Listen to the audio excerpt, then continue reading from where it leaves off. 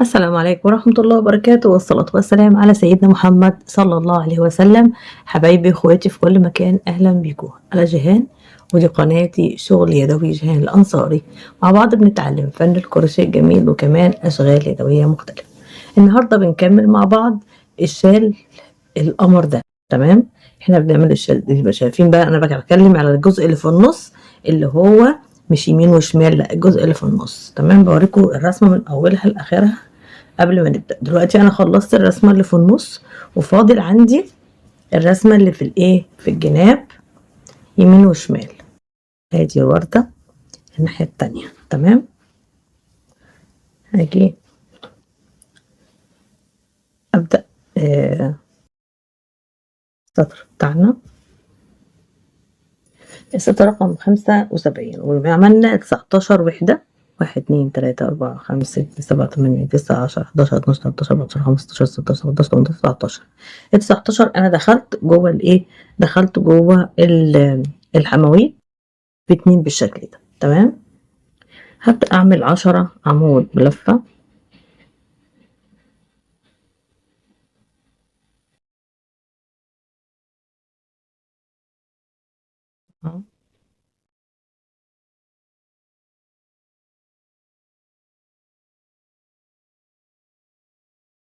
طبعا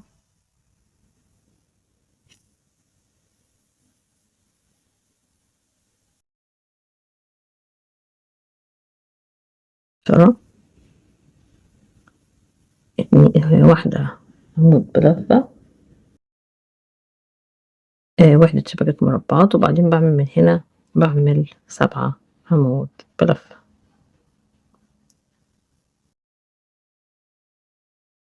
4 5 6 7، وبعدين بعمل 7 وحدات شبكة مربعات. 2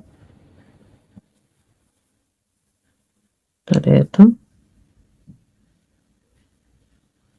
4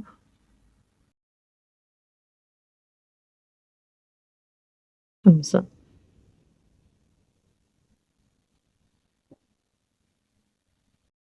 6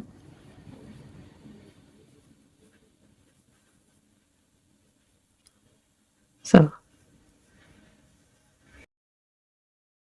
وبعدين بعمل 19 عمود بلفة.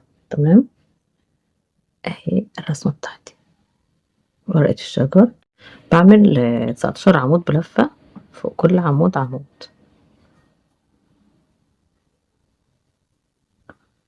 4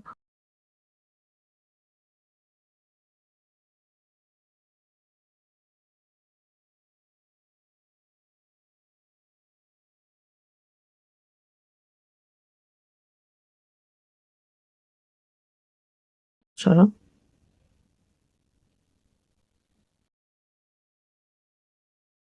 13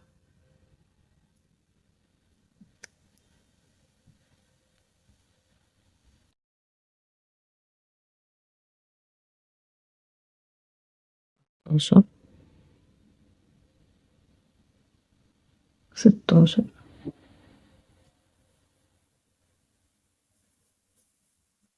18 19، وبينتهي الرسمة بتاعتنا بتاعت ورق الشجر عند ايه، رقم 19 والعمود رقم 19. تمام، ادي كده الرسمة بتاعتنا. هبدأ اعمل الجزء اللي في النص، اللي هو وحدات شبكة مربعات بالشكل ده. تمام، 2 سلسلة عمود، وهكمل لغاية ورق الشجر الناحية التانية، ونرجع تاني مع بعض. تمام، طبعا المشوار طويل وهياخد وقت عبال ما اوصل للناحية التانية، لان كل مرة بيكبر زي ما انتوا عارفين الشال. فانا هكمل بره الكادر وهرجع لكم تاني باذن الله. جينا هنا وصلنا اهو، وعملنا العمود كله بالشكل ده. الناحية التانية اهي، الجزء اللي ورقة الشجر 19 عمود انا عملته بالشكل ده اهي. فهعمل 19 عمود الناحية دي كمان، وانا داخلة كده على الغرزة والورق الشجر، فبعمل 19 عمود بلفة.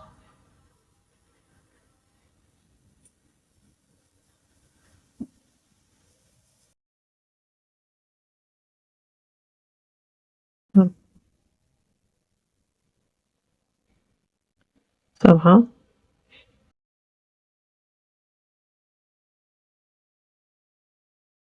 10،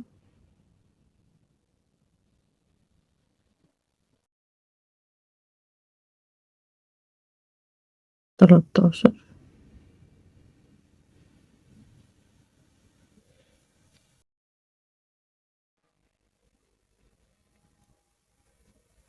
16،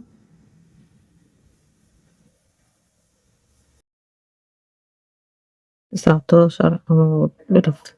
وبعدين باخد 2 سلسلة عمود زي ما عملت الناحية التانية، اهي الرسمة بتاعتي. وبعدين بعمل 7 وحدات، ادي اول واحدة، 2، 3،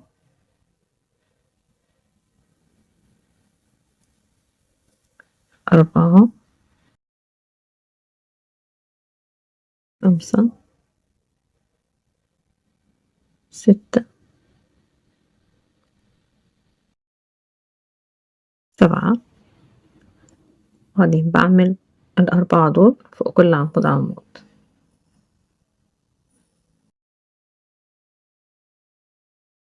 وبكمل 6، 7.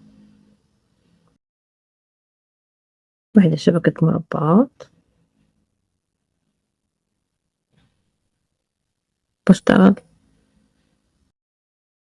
2 عمود، 3، 4، 5، 6، 7، 8، 9، 10. وبعدين بعمل وحدتين شبكة مربعات، 2 سلسلة عمود. بمشي انا بقى لاخر السطر بنفس الطريقة كده، وبعمل العواميد دي كلها، هم عبارة عن، هنعد كام عمود كام وحدة، 1، 2، 3، 4، 5، 6، 7، 8، 9، 10، 11، 12، 13، 14، 15، 16، 17. هتبقى فوق ايه، فوق هنا 17 بالظبط. هكمل واجي على السطر الايه، آه 77 اللي بإذن الله.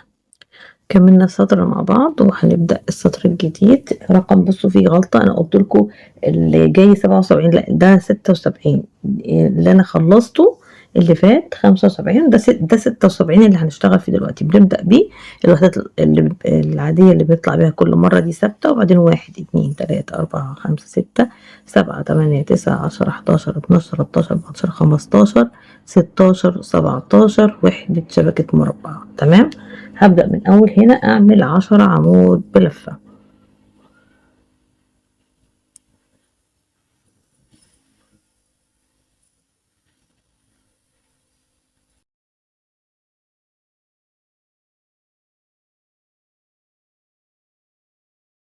سبعة،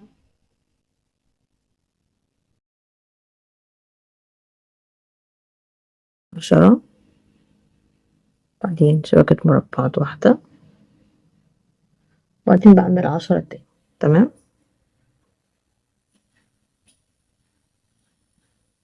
4،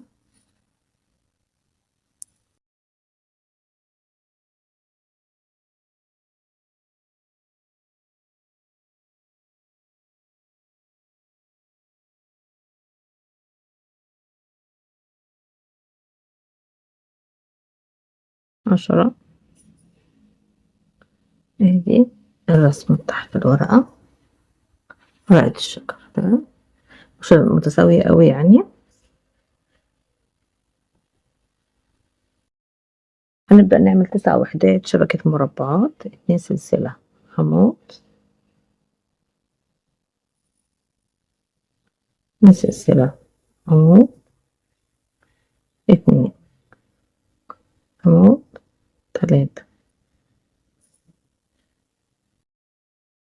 4 5 6 7 8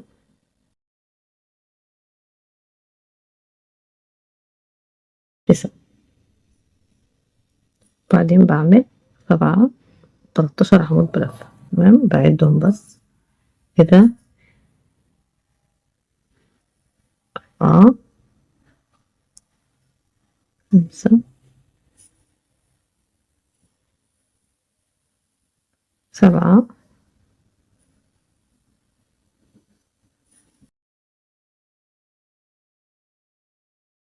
10 ونكمل يبقوا 13.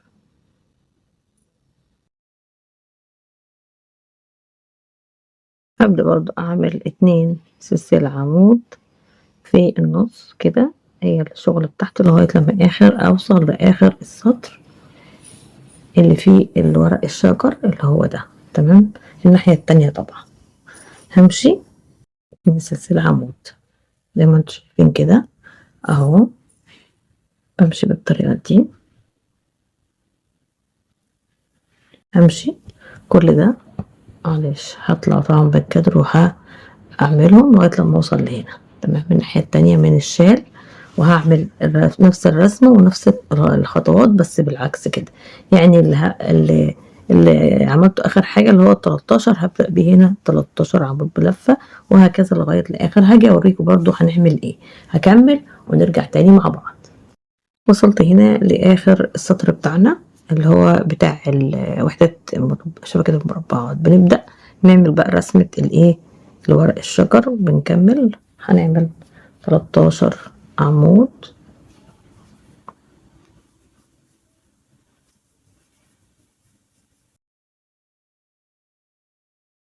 اهو.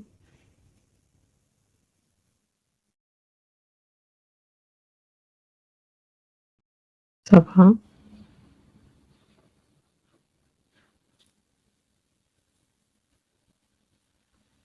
10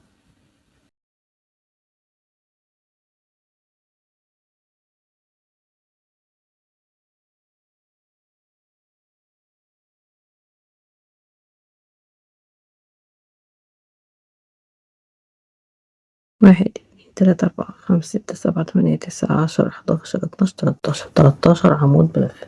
بعد كده بعمل 9 وحدات شبكة مربعات، 2 سلسلة عمود.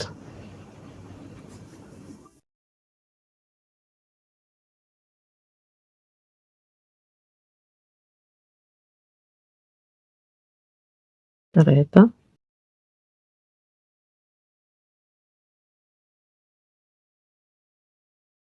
أربعة 5 6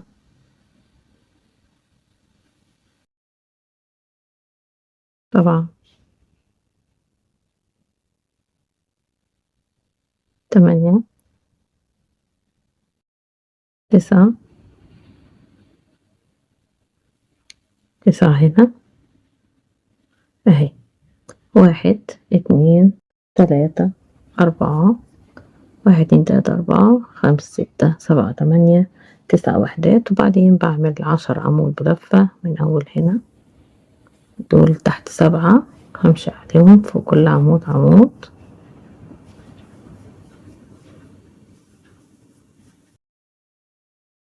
ده 7 و3 هنا 10. ده التالت هنا. تمام، هعمل وحدة شبكة مربعات، عمود تالت 2 سلسلة عمود، وبعمل 10 عمود بلفة تاني. تمام، هما 7 كده موجودين هشتغل فوقيهم.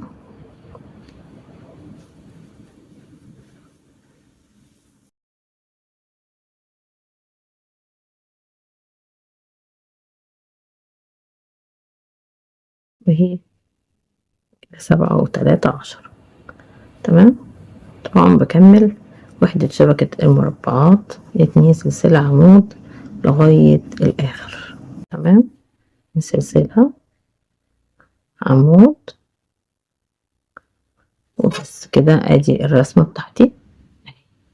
باجي في الوحدة المربعات دي بعمل كام عدد؟ 1 2 3 4 5 6 7 8 9 10 11 12 13 14 15 16 17 18 وحدة شبكة مربعات 19 وحدة شبكة مربعات. هكمل انا السطر دوت بره الكادر وبرجع تاني بعمل وحدات شبكة المربعات برضو هقول لكم عليها. وبعد كده هنعمل السطر رقم 77 اللي كنت غلطت فيه وقلت عليه 77. ده رقم 76 وهعمل 77 بإذن الله.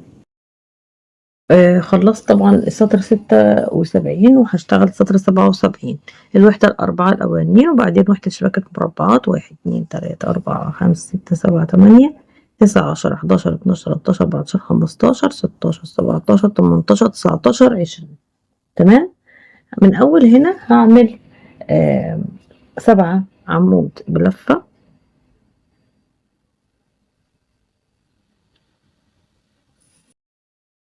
4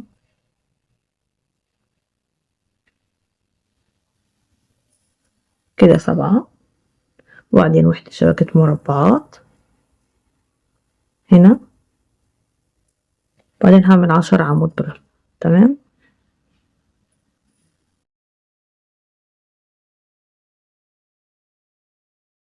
4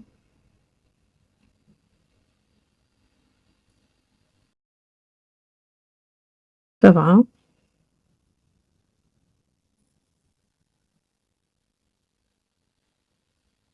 10 وبعدين هبدأ أعمل 2 سلسلة عمود وحدة شبكة مربعات وهمشي بيها على طول السطر. يبقى كده أنا الرسمة بتاعتي خلصت وهعمل بعد كده شبكة ايه المربعات لغاية آخر السطر. سوري كده. لا ايوه كده.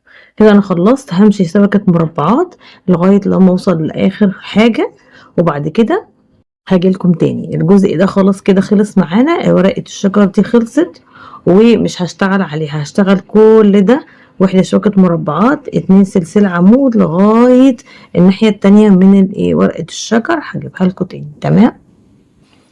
وصلت للناحية التانية من الغرزة وهعمل 10 عمود بلفة 10 عمود بلفة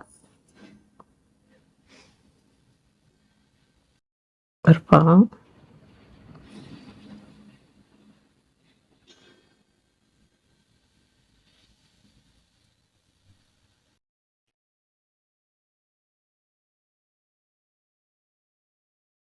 10 بعدين 2 سلسلة بعمل عمود وبعمل 7 عمود بلفة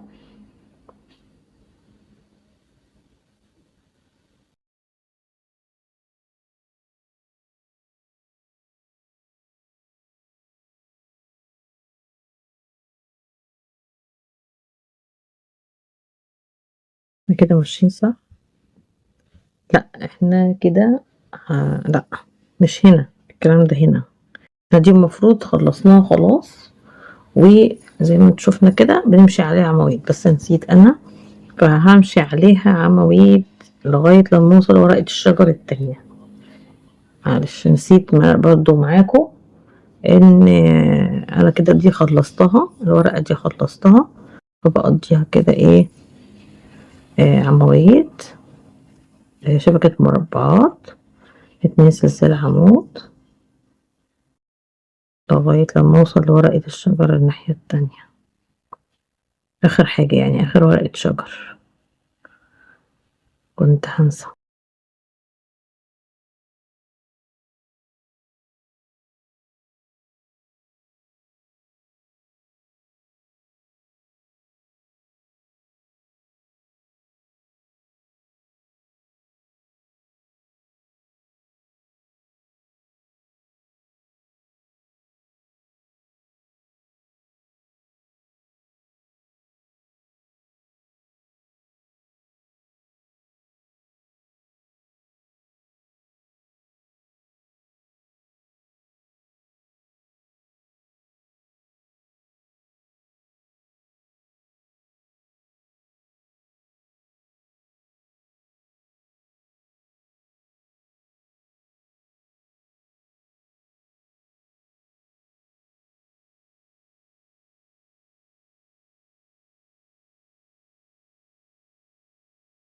نيجي عند ورقة الشجر وبنعمل 2 سلسلة عمود هنا، تمام، 1 2 3. باعمل 10 عمود بلفة،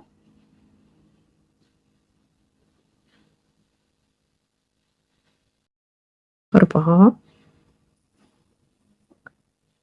6 7 9 10. 1 شبكة مربعات، وبكمل بعمل 7 عمود بلفة. بعد ما اعمل العواميد بعمل وحدات شبكة مربعات 2 سلسلة عمود لغاية الاخر طبعا. تمام، خلصنا كده اخر عمود، وهبدأ اعمل 2 سلسلة عمود لغاية الاخر. دلوقتي انا خلصت السطر رقم 77، والوحدات بتاعته لو ما خدناش بالنا 1 2 3 4 5 6 7 8 9 10 11 12 13 14 15 16 17 18. وسطر 78 يبقى 19، هنزود وحدة بس. تمام، بشتغل انا 16 عمود بلفة من اول هنا كده 2. تمام،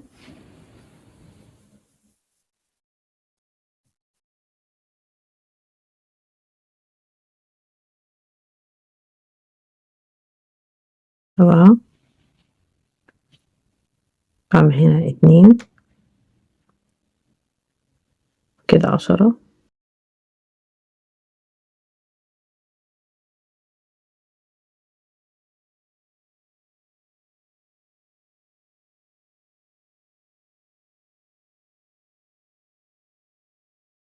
16. تمام، وبعدين ببدأ أشتغل 2 سلسلة عمود لغاية الآخر والناحية التانية من ورقة الشجر. تمام، كده 2 سلسلة عمود لغاية آخر السطر بالشكل ده. بمشي بقى كل ده لغاية الناحية التانية اللي هي لما أوصل للجزء ده أهو، لغاية لما أوصل للناحية دي. تمام، في آخر الطرف التاني. وهاجي أجيلكم تاني طبعا بعد ما أخلص كل السطر كله، لأنه هيطول معانا شوية.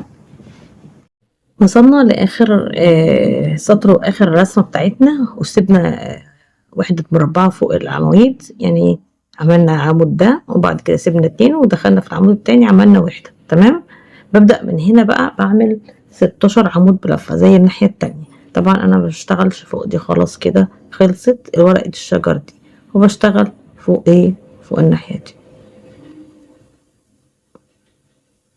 4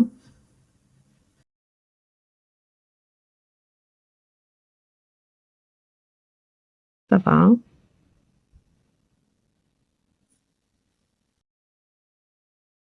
10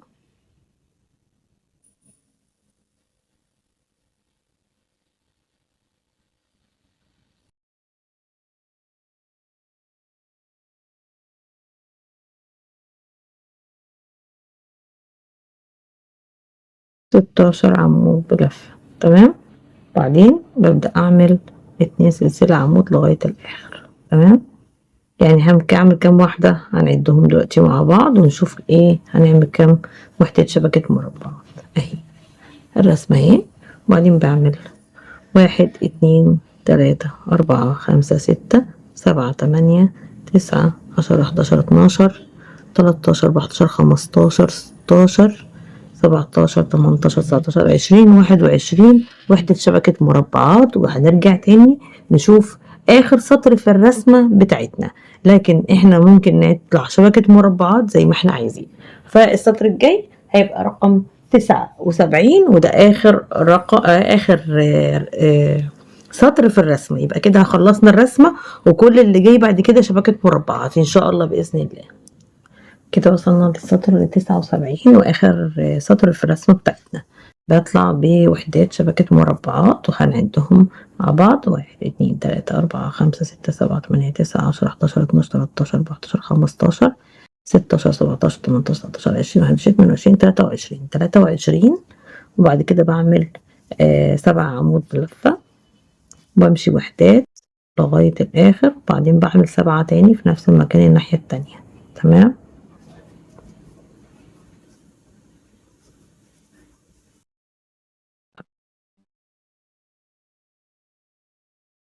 ده 7. بمشي طول السطر بقى 2 سلسلة عمود بالشكل ده كده لغاية الآخر. تمام.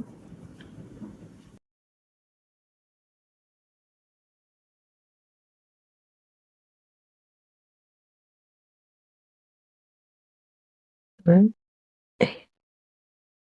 آخر غرزة في الرسمة. تمام.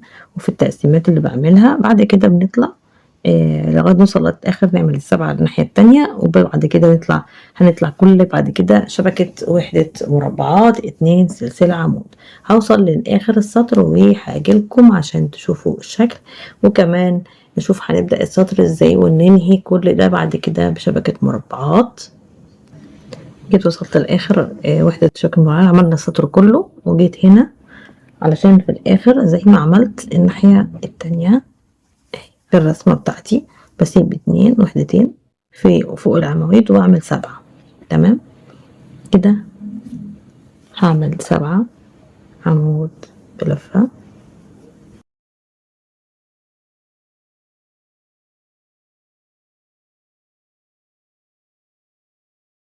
سوري، هعمل الأول الوحدتين 3 من السلسلة بالشكل ده. هعمل 7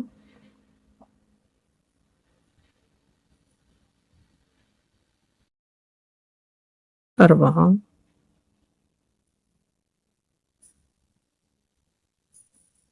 7 وبعدين 2 سلسلة عمود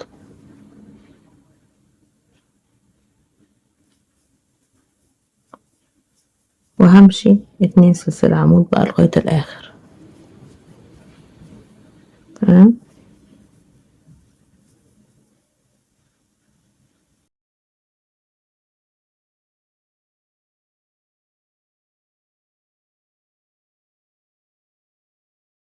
تمام لغاية الآخر.